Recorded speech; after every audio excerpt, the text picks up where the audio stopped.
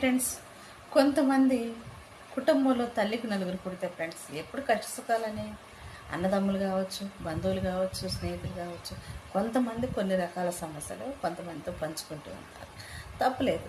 కానీ నీకంటూ ఒక కుటుంబం ఏర్పడ్డాక, నీకంటూ నిన్ను నమ్ముకుని ఒక భార్య వచ్చిన తర్వాత కష్టసుఖాలైనా, బాధ అయినా, వేదనైనా, ఫస్ట్ ఆఫ్ ఆల్ ఏదైనా ఉంటే నీ భార్యతోనే కదా పంచుకోవాల్సింది.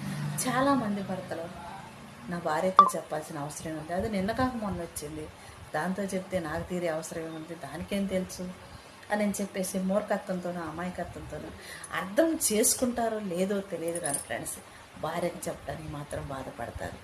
అదే పద్ధతిలో, అదే జీవితంలో, అదే బతుకు వాళ్ళతోనే వాళ్ళు మాట్లాడుకుంటారు, వాళ్ళ ఫ్యామిలీతోనే వాళ్ళు చెప్పుకుంటారు.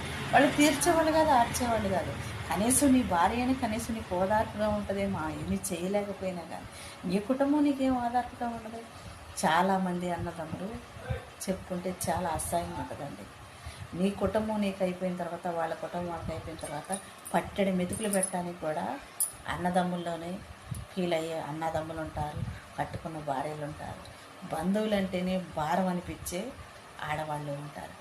ఒకవేళ మీరు రక్త సంబంధికులని మీరు అనుకోవచ్చు, మిమ్మల్ని కట్టుకున్న వాళ్ళు మిమ్మల్ని అర్థం చేసుకోవాలని ఏమీ లేదండి.